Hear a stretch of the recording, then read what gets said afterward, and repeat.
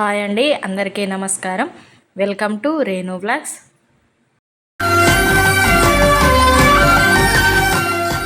మామిడికాయల season అయితే వచ్చేసింది. మామిడికాయలను చూస్తే అందరికీ నోట్లో వాటర్ వచ్చేస్తాయి. ఈ కాయలు పచ్చడి కోసమని తీసుకున్నాను. మామిడికాయలు ఇప్పుడిప్పుడే మార్కెట్లోకి రావడం స్టార్ట్ అవుతున్నాయి. అందరి ఇళ్ళలోనూ ఈ సీజన్ వచ్చిందంటే మామిడికాయ పచ్చడి పెడుతూ ఉంటారు. కాయ గట్టిగా ఉంటేనే పచ్చడి ఎక్కువ రోజులు నిల్వ ఉంటుంది. ఇవి గాలికి రాలిన కాయల్లాగా ఉన్నట్లున్నాయి. ఇలాంటి వాటితో ఆవకాయ పచ్చడి పెట్టామంటే ఎక్కువ రోజులు నిల్వ ఉండదు.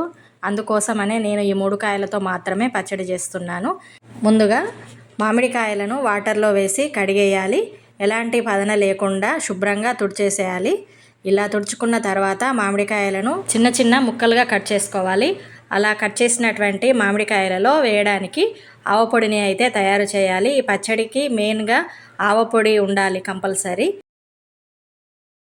ఈ ఆవపొడితో మంచి ఫ్లేవర్ వస్తుందన్నమాట. ఆ తర్వాత మెంతులు, జీలకర్ర వేయించి మిక్సీ పట్టినటువంటి జీలకర్ర మెంతుల పొడిని అయితే వేయాలి. ఎక్కువగా వేయకూడదు, ఎక్కువ అయిందంటే చేదుగా వస్తుంది. ఆ తర్వాత ఇందులో కొద్దిగా మిరియాల పొడి యాడ్ చేసుకోవాలి. మిరియాల పొడి వేసిన తర్వాత మామిడికాయ ముక్కలకు సరిపడా కారం అయితే వేయాలి.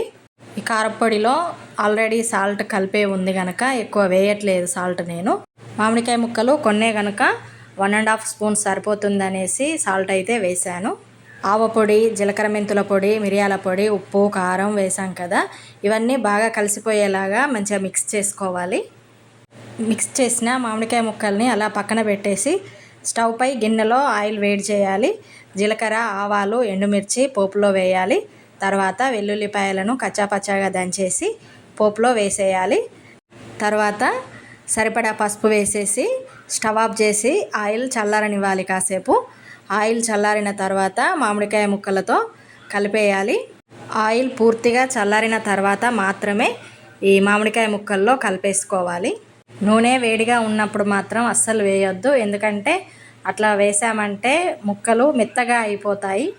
ఆయిల్ వేశాక అదంతా ముక్కలకి బాగా పట్టేలాగా స్పూన్తో కలిపేసుకోవాలి.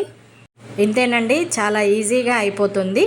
ఇలా ఎప్పటికప్పుడు ఫ్రెష్గా చేసుకొని తిన్నామంటే చాలా టేస్టీగా ఉంటుంది.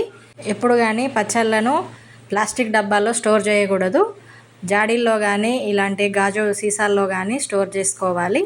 ప్లాస్టిక్ డబ్బాల్లో స్టోర్ చేసామంటే స్మెల్ వస్తుంది, హెల్త్కి కూడా మంచిది కాదు. ఇలా ఆవకాయ ముక్కలను గాజు సీసాలోకి మిగిలిపోయిన కారం మామిడికాయ ముక్కల్లో వేడివేడి అన్నం వేసి కలుపుకొని తిన్నామంటే చాలా రుచిగా ఉంటుంది. ఈ సీజన్లో వచ్చిన మామిడికాయలతో ఫస్ట్ ఆవకాయ పచ్చడి అయితే పెట్టేశాను. ఇంతేనండి ఈరోజు వీడియో. నా వీడియో కనుక మీకు నచ్చినట్లయితే లైక్ చేసి షేర్ చేయండి. అలాగే మొదటిసారి వీడియో చూస్తున్నట్లయితే సబ్స్క్రైబ్ చేయండి. మరిన్ని మంచి వీడియోస్తో మీ ముందుకు వస్తాను. Thank you.